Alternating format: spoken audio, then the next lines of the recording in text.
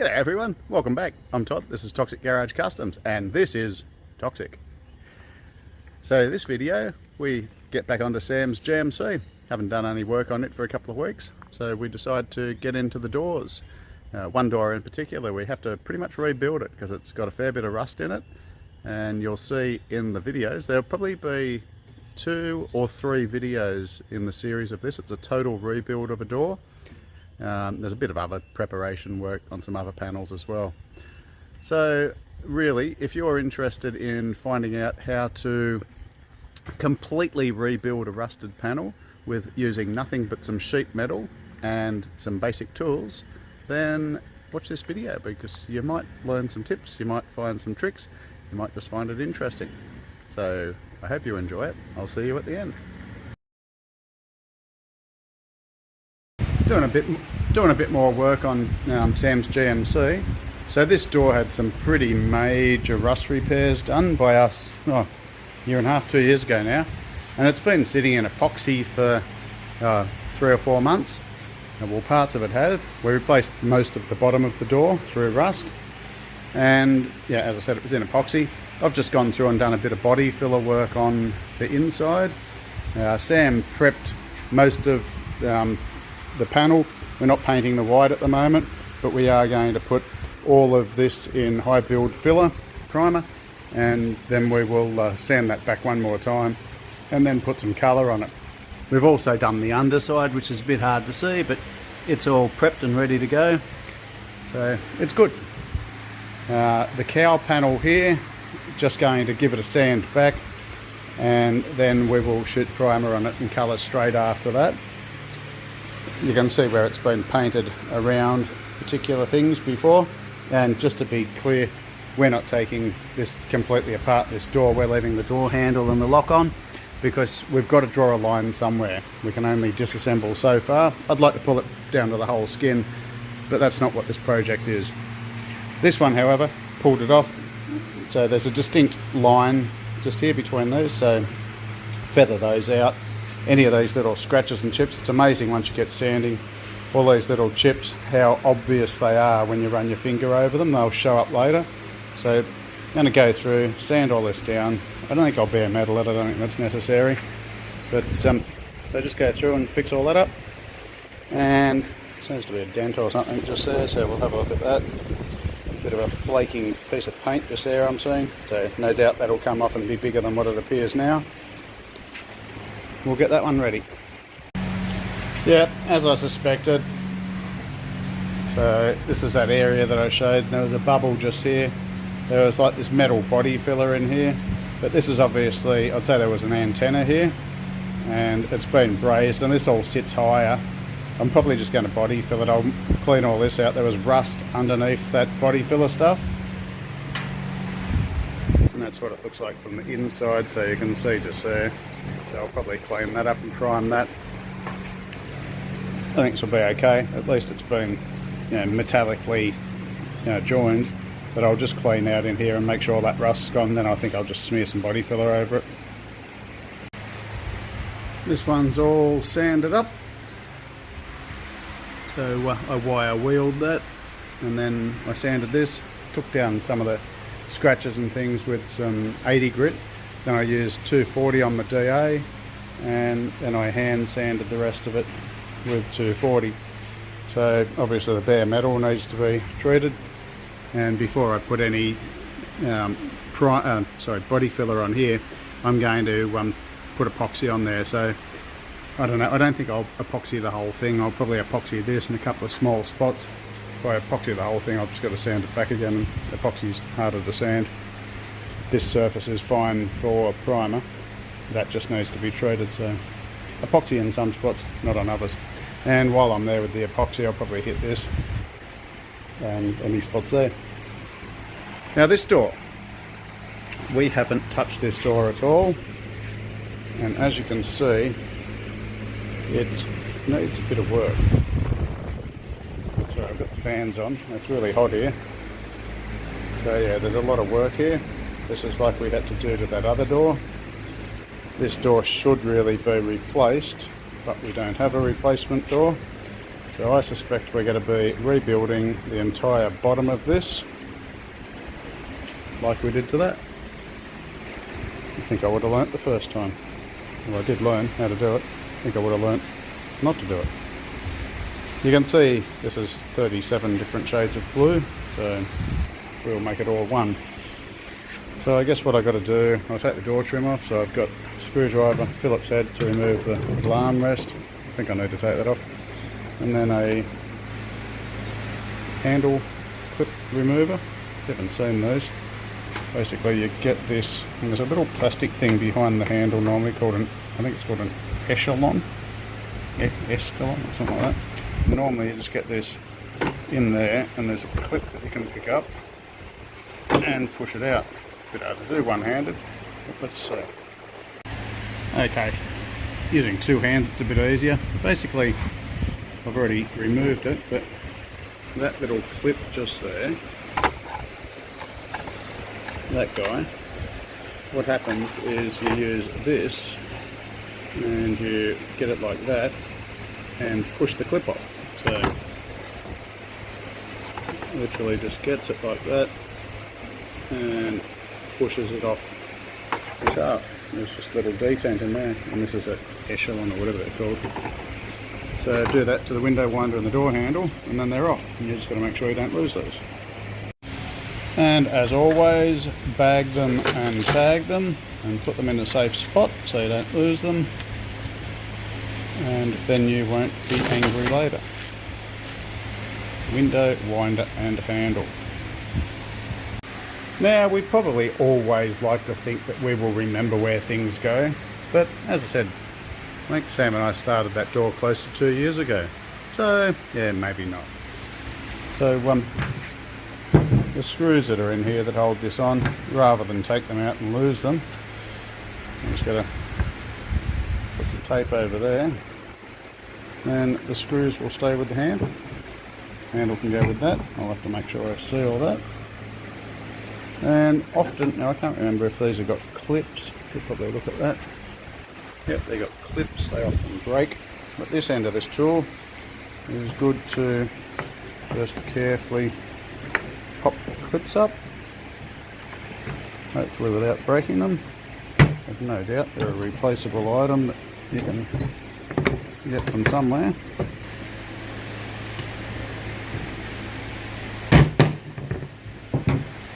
Everything is so much easier doing it one-handed.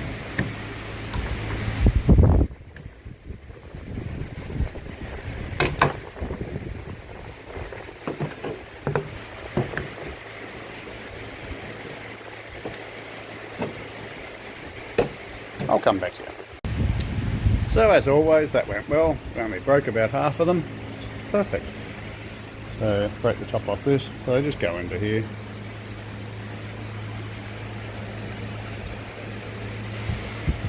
One part goes in the door, the other part goes into that, and as you can see, that other part gently, very neatly comes out when you're removing the trim.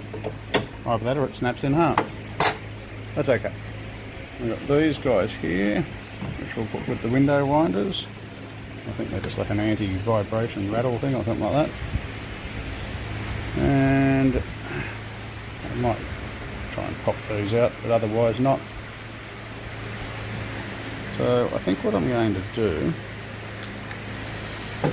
is bash holes in this and try and find what I can find that way, and then I'll sand it and see what I can find that way, and then we'll crank out the angle grinder and start cutting these to pieces. Okay, so to do this, grab your best electrical screwdriver, or one that's already plugged, and start stabbing.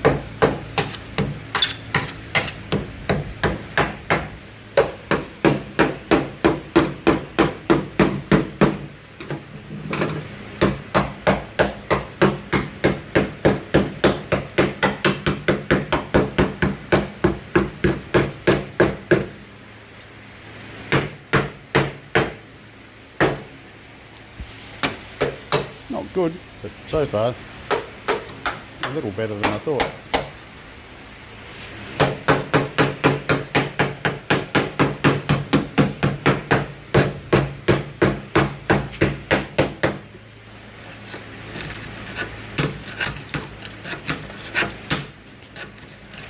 that one hit me in the eye. Okay, so previous repairs, rusty metal, no primer. Wouldn't you think that in an area that you've repaired rust in before, you would learn and put some primer under the body filler, maybe even under the paint. I think there's some under the paint, but maybe I'm being generous. Okay, well, that's that bit. Needs to be fixed, probably replaced because it's probably thin, but at least needs to be cleaned up. There's obviously a hole here. Goes right the way through the other side. Back on trim. Okay, I'm not going to completely cut off and destroy this because this is going to be my template to make the replacement pieces. This looks like it's the skin and part of the frame, which is pretty much what happened with that one. So, same corner.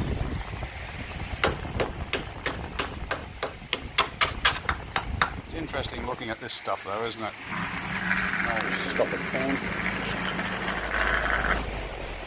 It's interesting looking at this previous rust, body filler, same thing. Well, we can learn from these, can't we? These things. I can. I think someone else didn't. We can learn from this. Okay, enough chitter chatter. Let's hack some stuff up.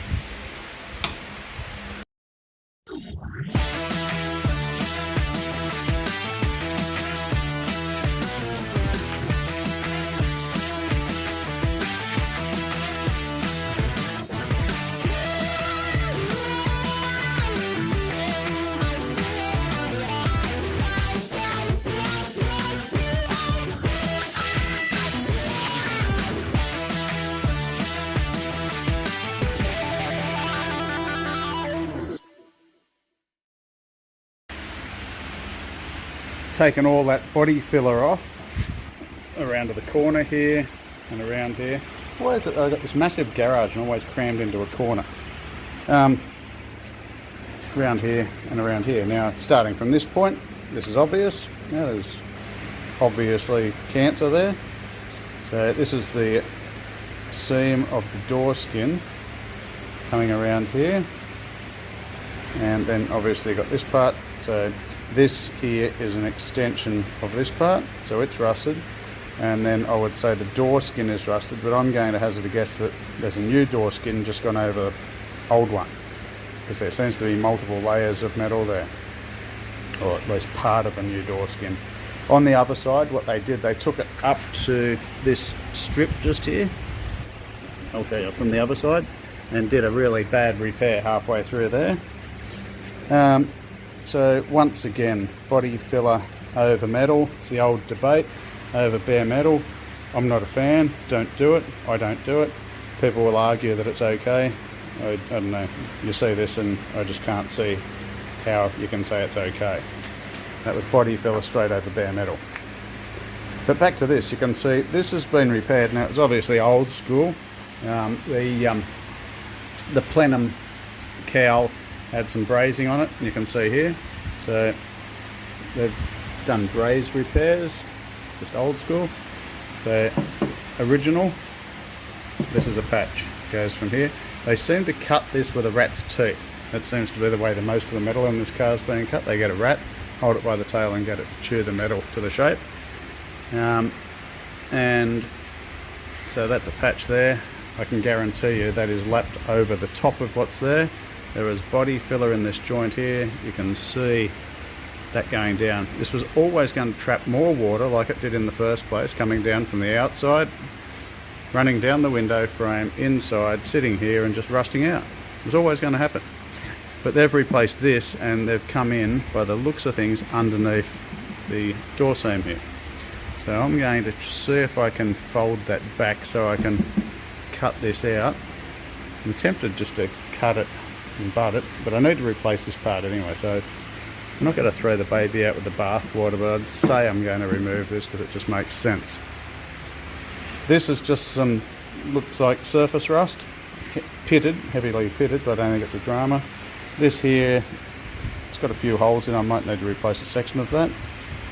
Definitely be replacing this bottom corner. Definitely be replacing all of this, probably from the bottom of the hinge pocket across here somewhere. Take all that out. And around here, crammed into my corner again. Over here, heavy pitting, been sort of rebuilt with brass. Doesn't look like it goes up any further, so I sort of stopped where it looked like it had gone to.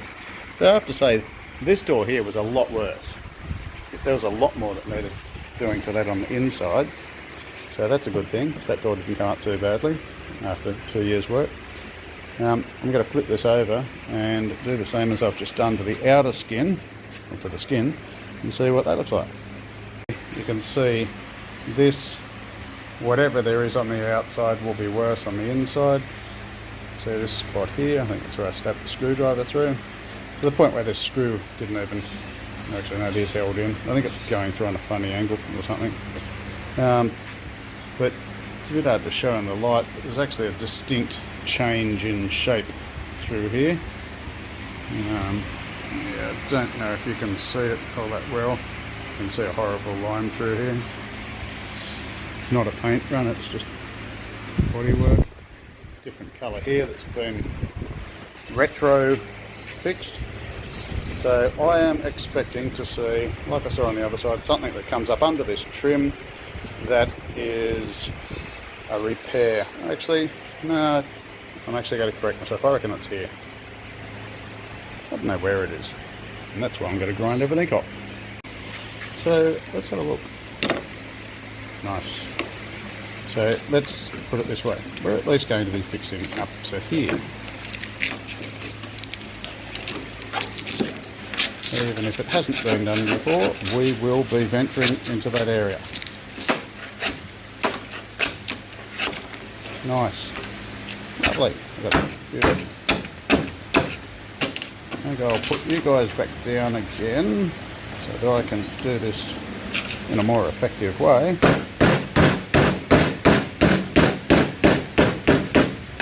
Remember, I'm not taking anything that is metal off yet because I need to get this corner. Just to give you an idea, that's not a 90-degree angle. It's got a little bit of curvature right the way down, so there's going to be a bit of curvature, say from wherever I go from, here down. That's not a point. That is a straight edge along there from memory. And it's also got some curvature this way.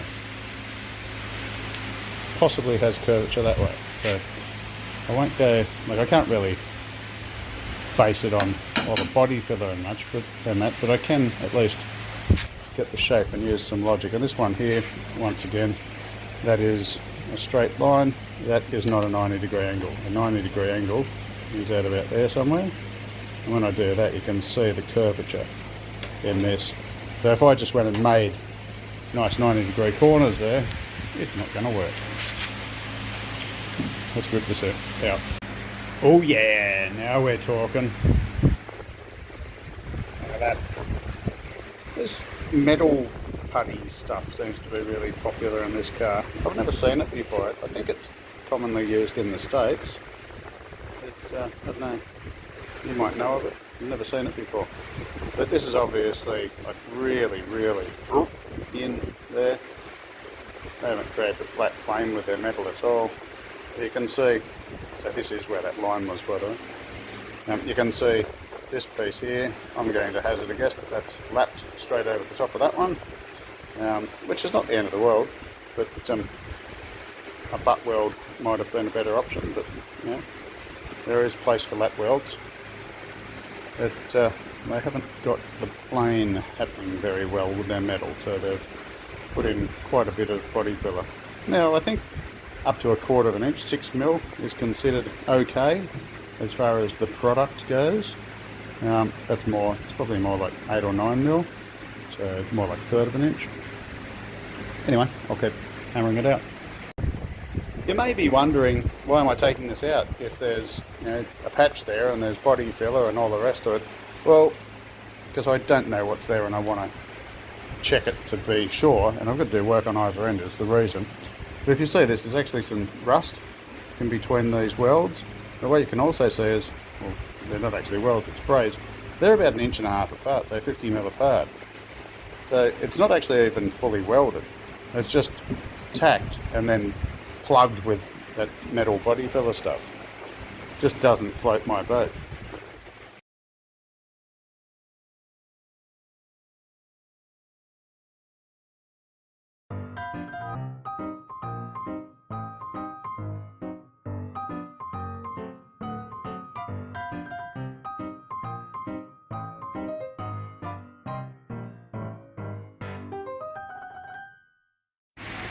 Well, that's one of those horrible jobs that you've just got to get done and get it done, get it out of the way, and that's what I did. Absolutely everything, including me, is covered in dust. But that's what you get with the big jobs. So you can see clearly now what we're looking at. So obviously the bottom 1.5 inches or whatever has been replaced and it's sort of come up here. Interestingly, I'm going to do a similar thing, but on a bigger scale.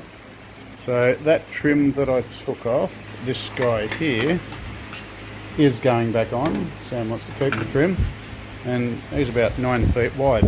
So I'm going to come up sort of halfway through that trim with my repair, or maybe not that high. I'll come down as low as I can. I'll leave as much metal as I can original, but I want to have enough coverage so that where I weld and body fill and so on, as much of it as possible is under that trim, so that it's just a bit easier. There'll be a little bit of warping and distortion when I weld it in, that's inevitable, so best to cover it. Mind you, it'll be invisible at the end. So I'm going to come through here somewhere, I think, and then probably up like that and across here and replace all of that. So I'm going to make a piece. I haven't got a pan brake this long. My pan brake's a baby and it only folds about 400mm. So what's that? Foot and a third. About that much. So I'd have to do that in 3 pieces, which from memory is what I did on that one, now that I think of it. But this one here, obviously someone's bent it manually and you can see dents in it right the way through. I may have to do that. But what I'm going to do, I'll create a piece that goes from here down to here. I'll roll some curve into it. I will put a fold on it under here, and then I will fit it up as best I can to what's there. And so I'll take pieces off, put pieces on, rather than just pull the whole thing apart, is what I'm trying to say.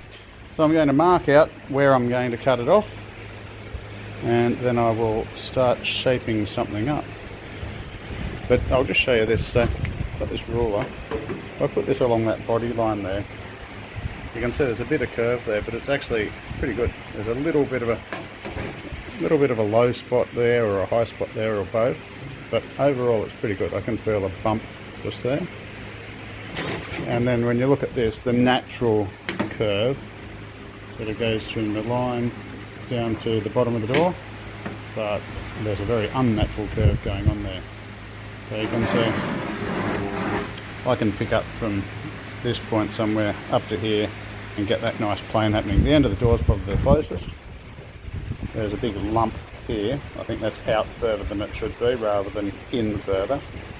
So what they've done, they've actually made life difficult for themselves, because they've put on like a secondary layer here. You can see that, and this goes over the top, laps over the top, so they've had to fill this with body filler and fatten it up there, but then it drops off here, so there's this, that's why there was like 9 feet of body filler necessary through here. We've got to avoid that. This is what I think I'm going to run with. Now, as I said before, I like to keep as much of the original metal as possible, but this I think is a good spot to cut this for the reason that I said. So I'm taking out more than I normally would, but I've made this a consistent, so that the trim goes to about where my thumb is there. So I've gone here just below that mounting hole, just because, and I'm going to cut through there. I was considering leaving this edge there and butt joining up to that, but I think it's going to be easier for me to fold an edge there than it is to worry about butt joining through a little bit there. So I'm going to cut that entire bottom section off. Now what I've got, the bottom of this door, as I said, is a perfectly straight line. So if I put my ruler there, a perfectly straight line from front to back. So I've measured 140 millimeters, and I've measured 140 millimeters, which is 5.5 inches, and drawn a line. And I've brought it up to here, and I've just chosen a point here. This is clean metal up here. I could do it right on that sharp line, but I've decided I'll do it under the trim like I am doing with the other. So cut through there, down like this. So that lower part is what I'll replace on the outer side. It is going to entail breaking or bending this end, this bottom, and this end, and hopefully I can get those right. So that's one thing. Now I've got to flip the door over and work out exactly what I'm going to cut off the back. Okay, I have a plan, and I'm a firm believer that you've got to have a plan. It's okay to change it, but you've got to have a plan in the first place. So this is my plan. I've decided this piece of metal they've put in is not too bad. Even this weld here, I reckon I can live with. I might just do a little bit more weld there, but I reckon I can live with it. So ignore that line. Oop, this weld here, ignore that line. This here, I think, is a question, but I reckon it's salvageable. I think I'm going to use this piece of metal, but I'm going to cut along the dotted line and do a cut and butt. And when I do that, then I'll be able to pull this piece forward a bit and clean up that inner edge. I have stuck a screwdriver down there because the last part of it, from about there to there, was basically held in place by what appeared to be plumber's silicone. So there's metal down there. Don't know how wide, but there's metal. So I'll just cut a straight line just slightly below the existing cut. And I'm going to do that right the way through here. That's the first thing I'm going to do. And I don't think I'll weld it in fully in the first place. I think I'll just tack it. So I'll cut it, butt it, just do the tacks, and then move on. Just in case I decide I want to remove it, or I have to remove it when I'm trying to do the outer skin. Now part of the reason I'm doing that piece first is that it'll help me hold the shape of the door. So I'm going to assume that the thickness from there, there and there is as it's meant to be. So if I cut and butt this back in place, then the inner and outer will stay where it is, so that when I take the outer off, I've got a reference, as in this folded edge just here. This piece here, I think I'm going to leave this whole arris here. Why? Because it will hold shape. It will tell me lines, I can cut into it, and I don't have to weld up here, I can weld down here. Right or wrong, it's the way I think I'm going to do it. I'll cut this off here, get rid of all this rubbish. So I'll be replacing, I'll do my cut and butt up to here. I guess I'm going to have to cut right, I think I'll cut right the way down through there and then replace all of that lower part. I need to draw a line there. I'm going to remove just this corner here. This is very similar to what I did on that other door. Remove this around here. I'm going to do the bottom of that line just there, so I can weld it and I can smear some body filler there and basically lose it. And around here, I'm trying not to cut through complicated lines. The metal here is good. The metal here is a straight line.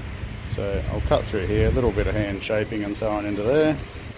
And then I'll have to remove this whole piece around through here, which this through here somewhere, wherever it is. Where is it? Just there is where I'm cutting the other part of the door. So I'll probably cut up through here, come up like this, across here, which is very familiar. So it's almost like I've been here before. So I'll draw a line there and I'll make my first cuts. And as they say, the first cut is the deepest.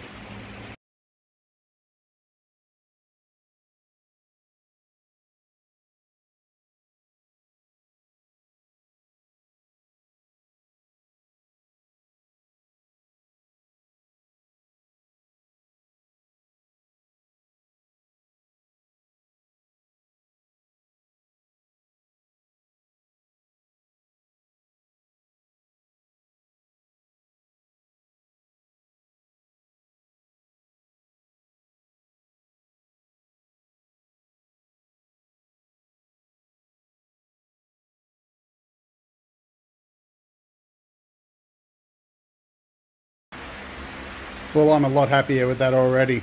So if you're wondering what happens, so this piece here hung down. I'm not sure exactly how far, it was sort of cut unevenly, but there will be some metal that from this that's still behind there. It may be held on, it may have fallen, I'm not sure. It's probably fallen, and so it'll be in there somewhere. It might be what I can see there, maybe not. So I've got to get that out, and then the piece, this piece here, I cut the top off it, so there was just a thin sliver, only a couple of mil, an eighth of an inch. So I've gone through there. As I said, I'm happy enough with this. I'll clean it up, it doesn't look too bad. I've just tacked that so it's kept the shape of the door. I've just got a 1mm cut there from my angle grinder, so that gives me good penetration through there, and away we go. Where we were up to was working on this part just here. Now my battery went flat, and then that evening we had major storm activity here, and we've been without power for about 2 days. So it's about, I think it's 3 days later now.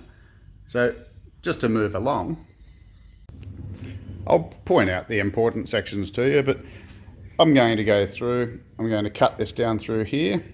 I'll probably end up cutting this, even though I said I wasn't going to, because I think there's probably a lap just there, and for the same reason I was taking this off. I don't want two pieces of metal overlapping each other to trap moisture and so on, so I'll probably end up doing that. But I may do that once I've checked out, taken the skin off the other side, because once I've taken the skin off the other side, I'll be able to see and hear better.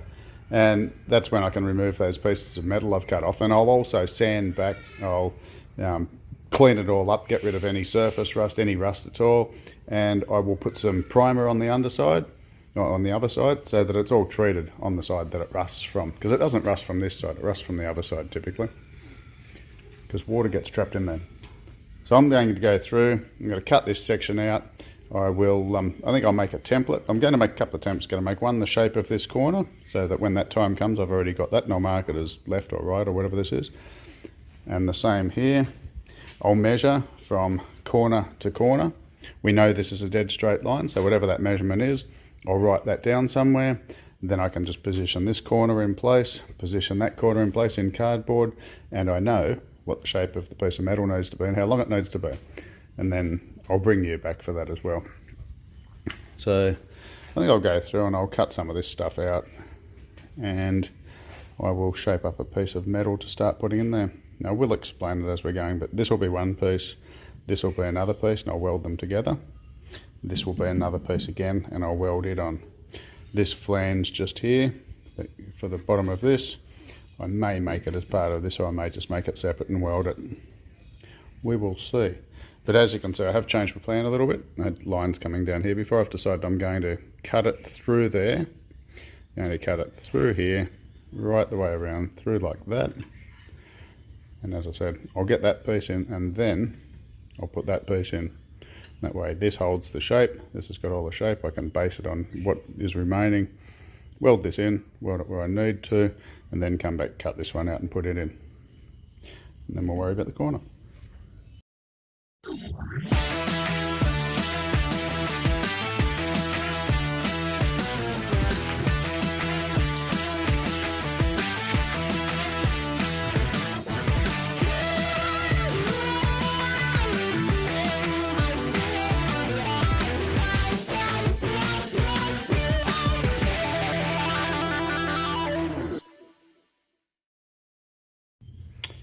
I have my replacement panel for this section cut. That's what you just saw me do then.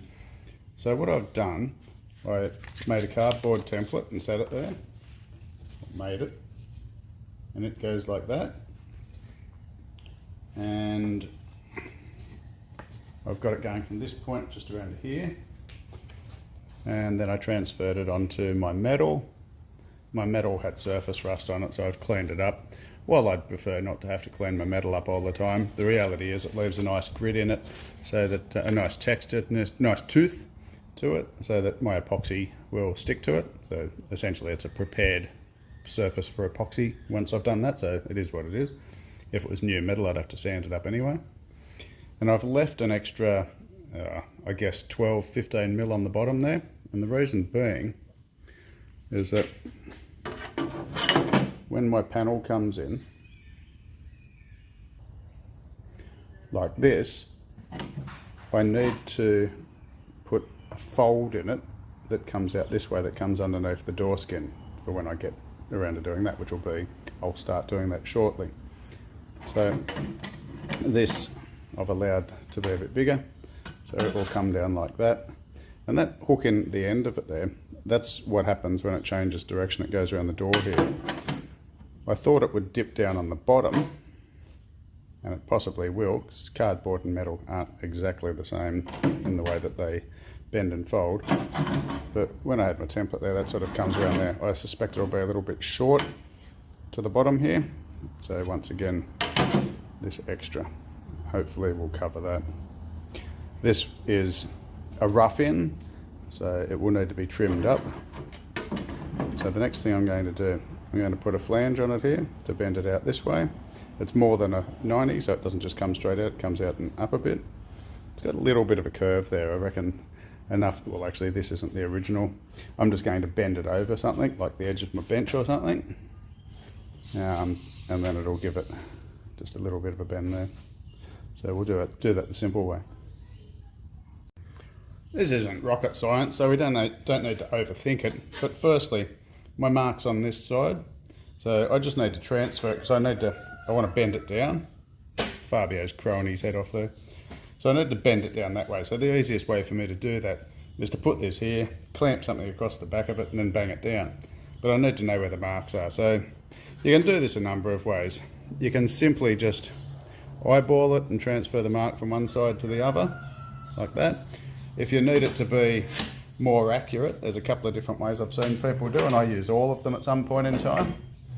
Camera's probably going to vibrate a little bit when I do this, but if I just get a center punch, get the line that I want, and give that a whack, then it just transfers. You might not be able to see it, but there's just a little mark there, so I could do that on either end and then just draw a straight line through. Or I know a lot of sheet metal workers will just literally get their nips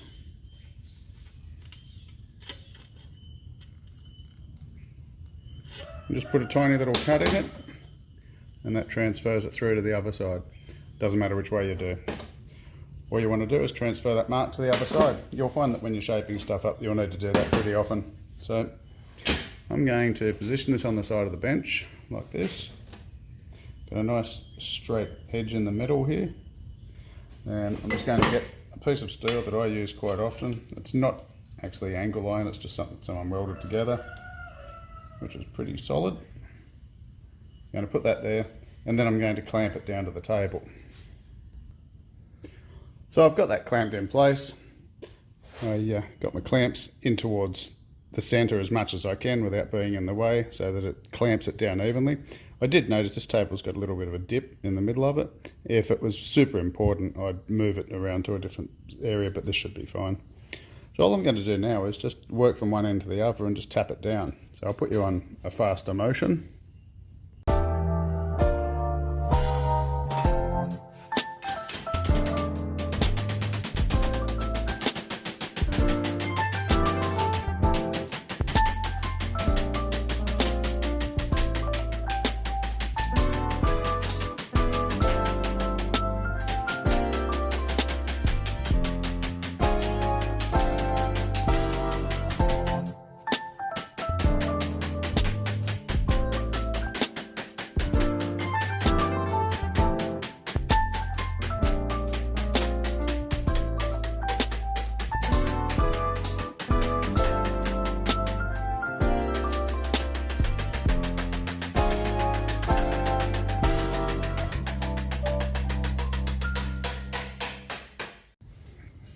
Okay, so I've just taken it off the bench. It's been up to about a 90-degree angle. I can sharpen it up a bit more. You can see this radius here. It's got a little bit of a curvature to it. There's a little bit more of a curvature in the center than there is on the ends. Because it was clamped down tighter on the ends than it was in the middle, I can sharpen that up. And I just need to go through and straighten it up a bit. So I've just got to bend it back a little bit further. But that literally took a minute and a half to do in that method. So I'll have a look at it against the door. Now, even before we put it in place, we can tell that this comes down, this comes uphill. Mine doesn't yet. So it's sitting pretty true to that edge there. It's got to fold up a bit more through here. Interestingly, I think this end is folded up too far anyway. This is actually pretty good, so I don't need to make it as sharp as what I thought, because I'm pretty sure that this is bent up way further than it should. And from memory, I probably should have paid attention, when this door was on the car, I think this gap, I think the door actually tucked in from the sill, and that would probably be the reason why.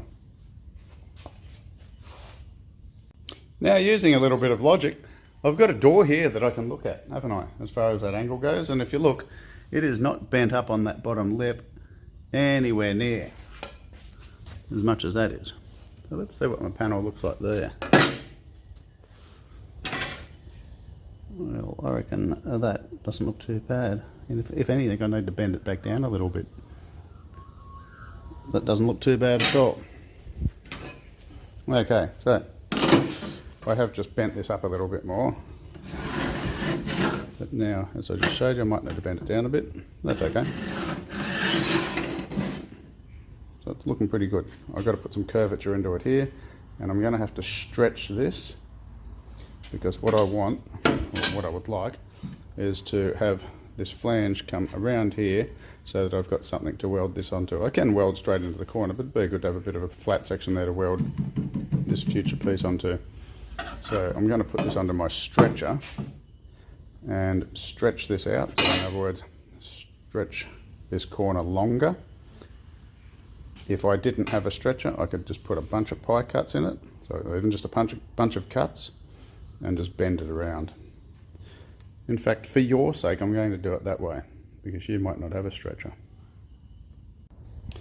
I'm just going to put some cuts through here, and then what that will mean is that when I go to bend this around, then there won't be resistance there. So I'll cut from here straight away across to where I've bent it, and then I'll be able to curve this around.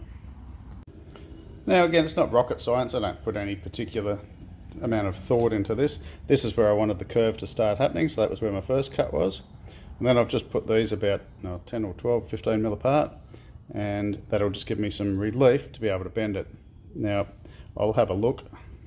That's about what I reckon I need. What'll happen is when I bend it, these will end up being pie-shaped pieces, so I can probably, you can see, once I start bending that just a little bit by hand, you can see those opening up. So I need to work out what the shape is, so I'm going to hold against the panel to do that. And while it's probably obvious, I'll say it anyway. I haven't taken out that piece yet.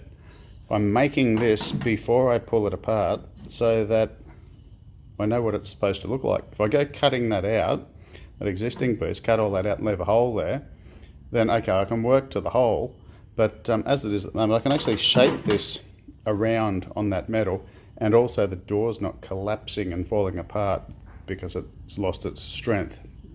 So that's why I'm doing it before I cut it apart. So I may need to clamp this, but I'll see if I can do this without.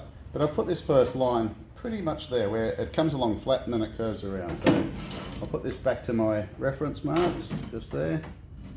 And if I get this and pull it around, then I can start putting some shape into it.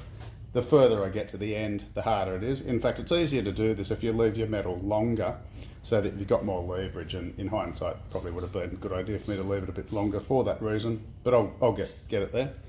But I'll just show you, I'll do this off camera, but what we've got is it's started getting some shape into it, and you can see these joints have started opening up.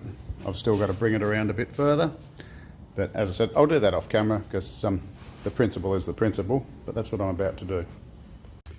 I put some vice grips on here. I don't really care if I damage or dent the panel on the other side because it's going to be replaced, and that holds it in place. And then what it does, it gives me some leverage. So I just got my rubber mallet. I'm not going to be able to get any more shape into it while it's still there, but I'll just show you. So I just got my rubber mallet and I held some pressure here with my hand and then just beat some shape into it, around like that. just getting it to conform. So you can see the way this flange has opened up, and I'll be able to bend this down through this area here to meet that plane. So as it is at the moment, it's sitting a little bit higher. So if I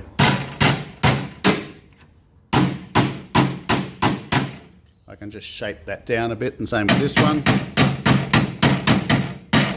and gently get that transition happening down through there. I've got to pull this right the way in through here before I can attach it.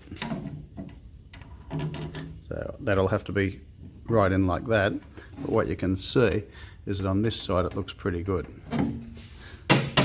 So I think I need to, I'm not going to cut the excess off this just at the moment because I don't want to cut it short. I'd rather cut it when I need to rather than in preparation.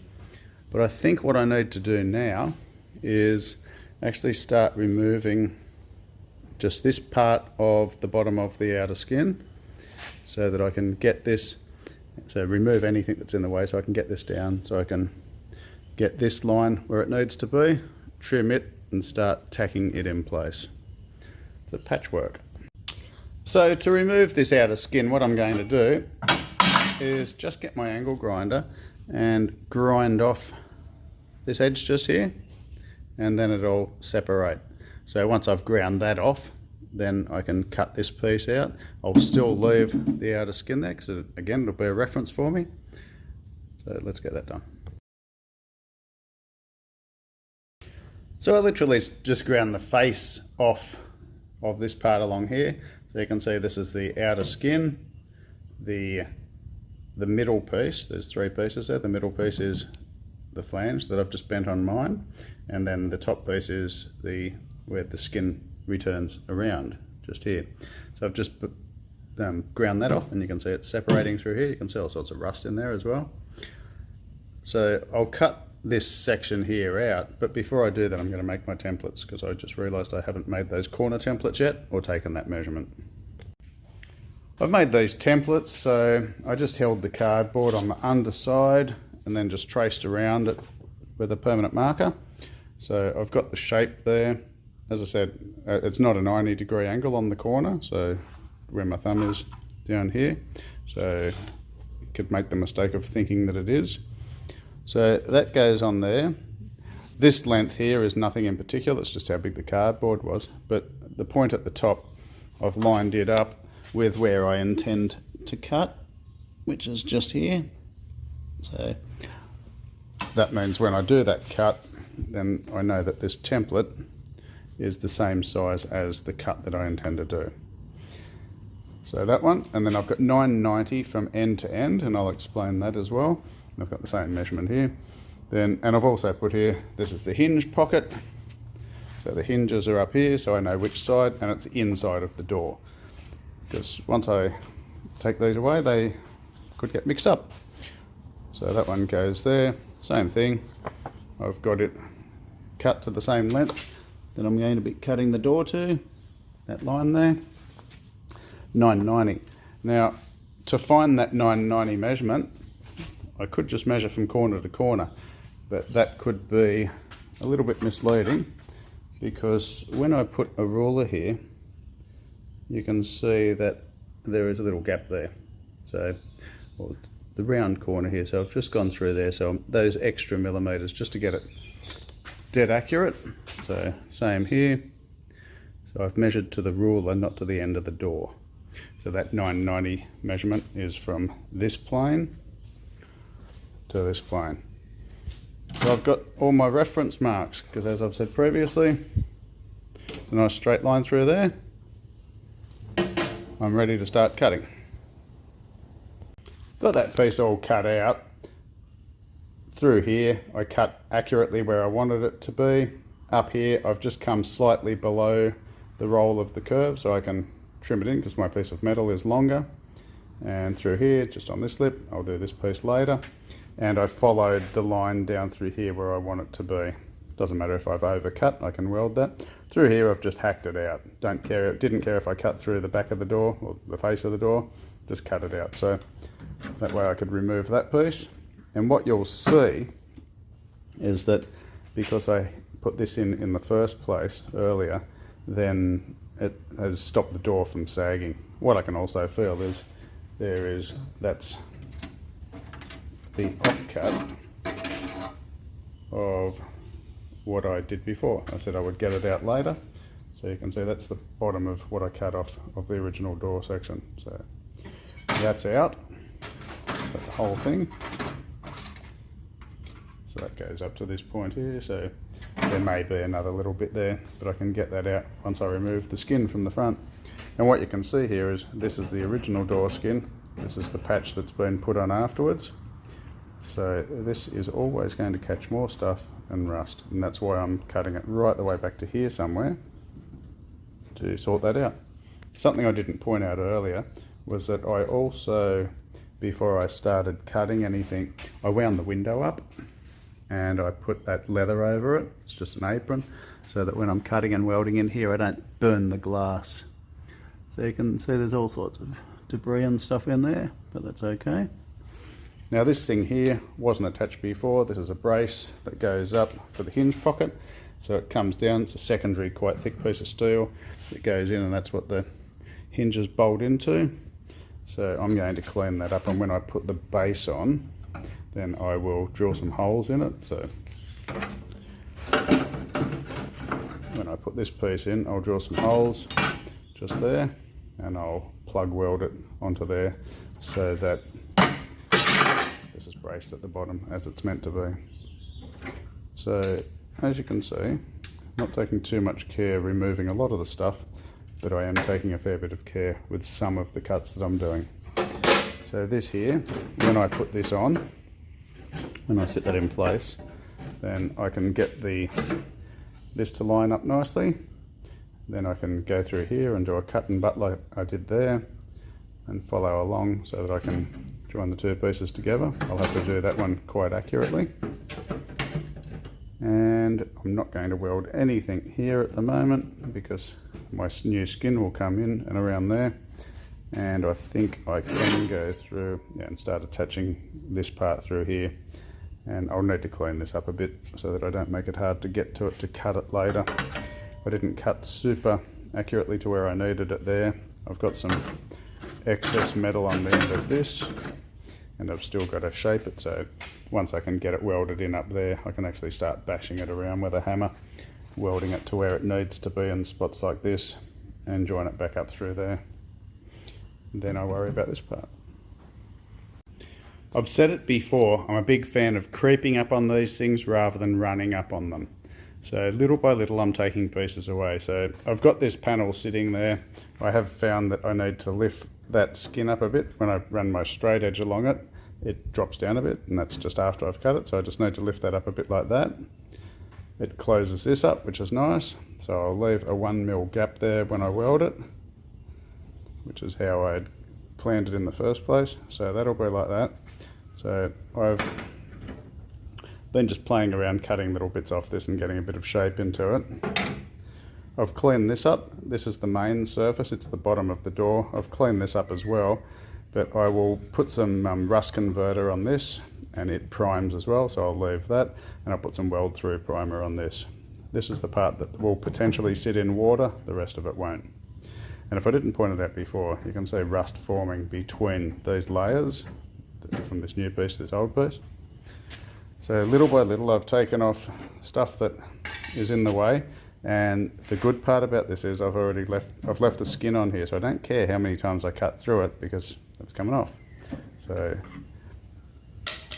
this is the line that I'd marked out. This is somewhere where it's going to be welded on.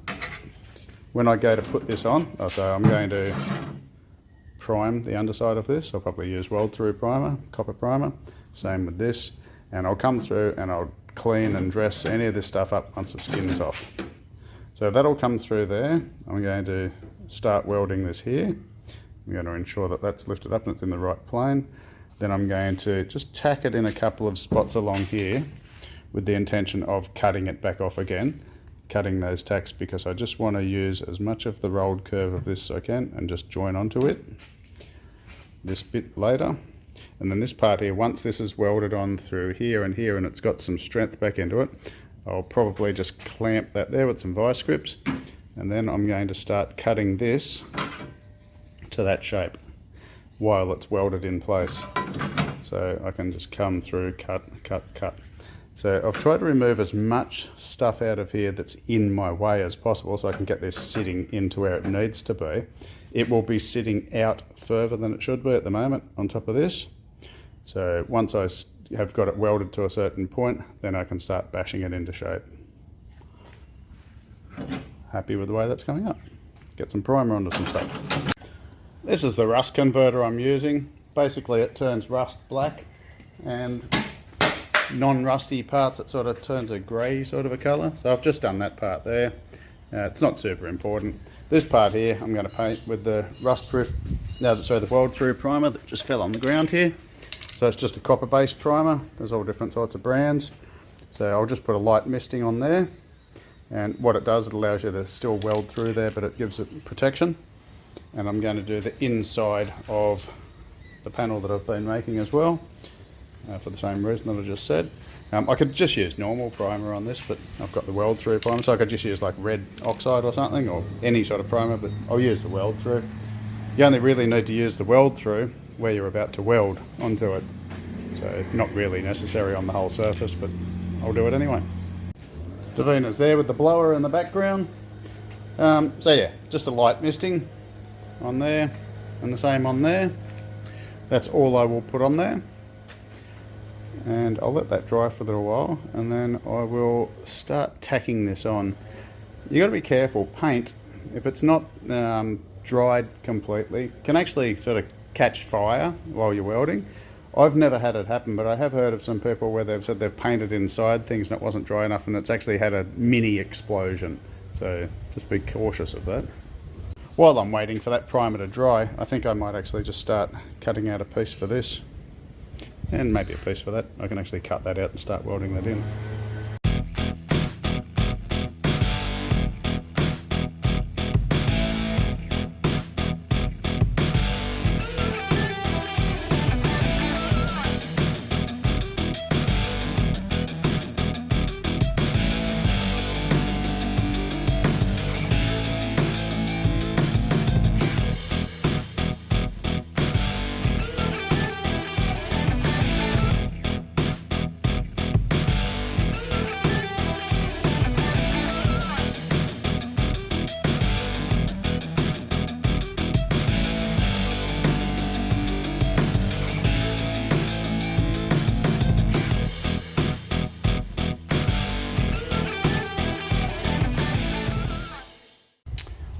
What you saw me do just then was make a couple of templates.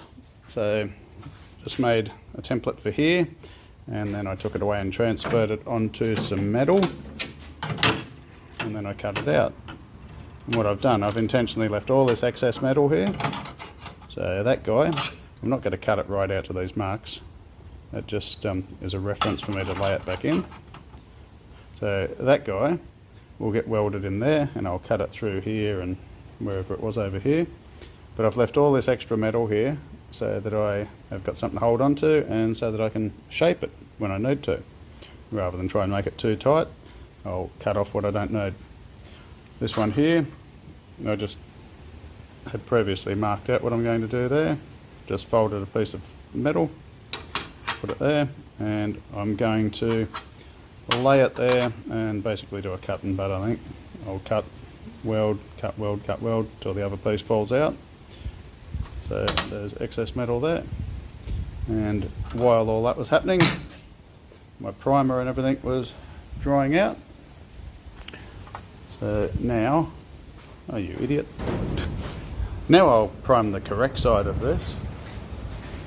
Wow, really strong wind just then. So now I've primed the correct side of this and wait for a little bit longer. But it doesn't matter, it doesn't hurt for it to be primed, but I painted the wrong side. Let's do the correct side.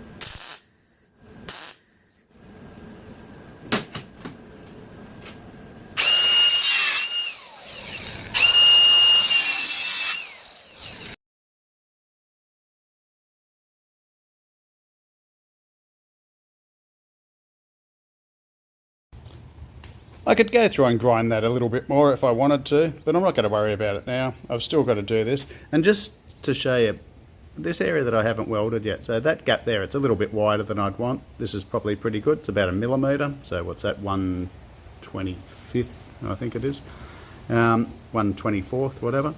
This here is closed up, so before I weld that, I'll run the grinder through there again, and you might have seen me do it a couple of times on this, because what I want is a gap so that weld can get in, because what we'll see when we get to the other side of this is that there will be penetration. We'll see weld, it'll almost look like these, we'll see weld on the other side of that. Now we'll be able to look at that when we take the skin off later.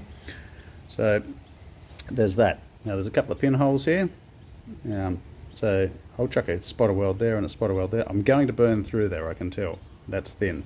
As I said, probably could have made it a little bit longer. There's going to be some body filler over this. I'll probably put some fiberglass filler over this before I put body filler, just to waterproof it. And I'll put seam sealer in from the back side as well, just to make sure that water can't get trapped in those holes and rust it out.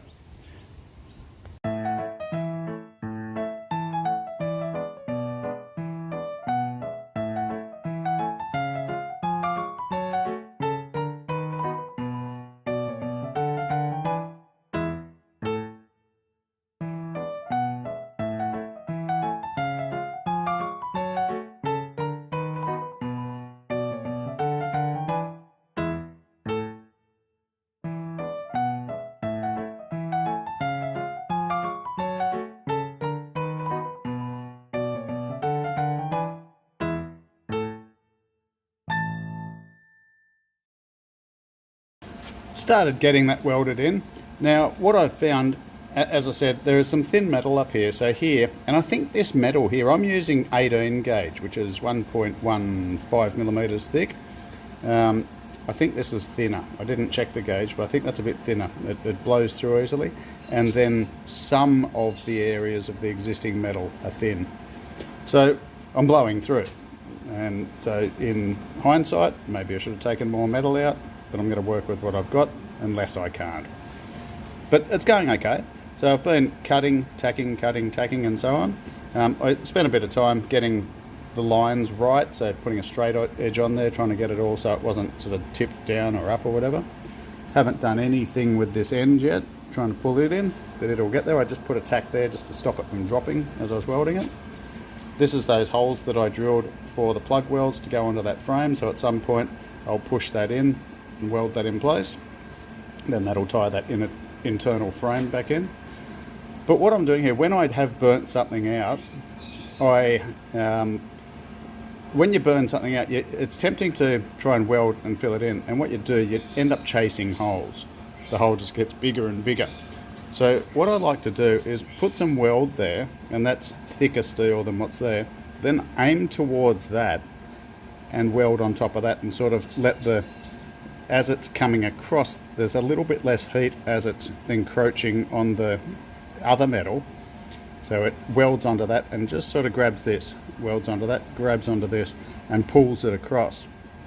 Whether there's a name for that technique, I have no idea. It's just what I do.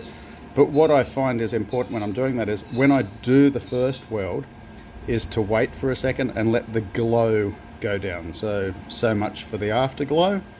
Let the glow disappear, then weld. Let the glow disappear, then weld. And it's just tack, tack, tack, and so on. So I'll keep going through here. I'm happy with the way it's coming up. I'll keep going through here. I'll have to cut out a little bit there just to open that back up again. Most important thing is the metal is on the same planes and it's in the right shape. The welds I can clean up, that's fine. So I'm going to keep going, work my way around here.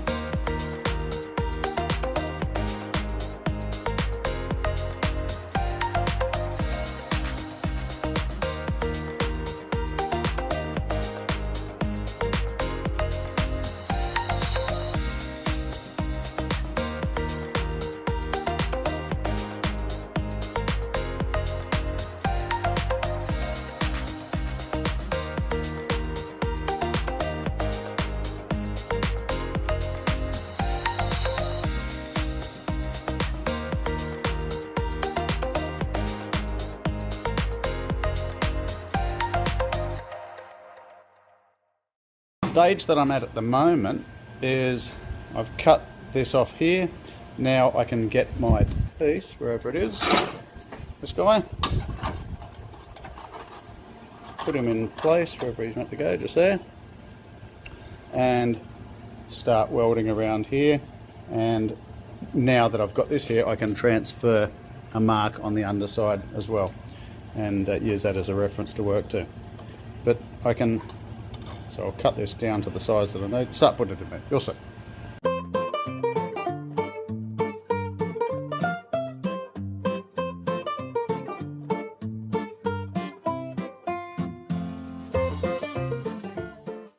Just creeping up on it.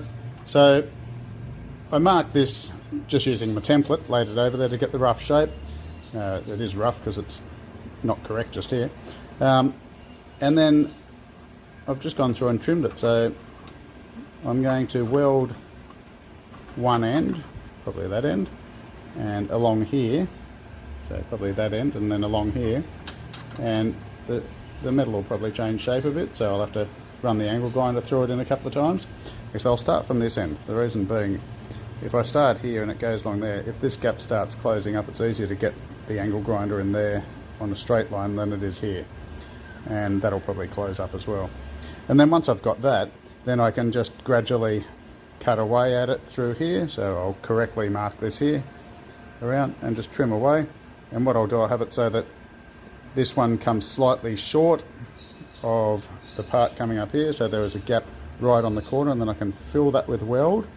I'll probably run 2 or 3 beads across there so that I can round it off, and then I'll have metal to grind off without grinding through. And then this corner is nearly there.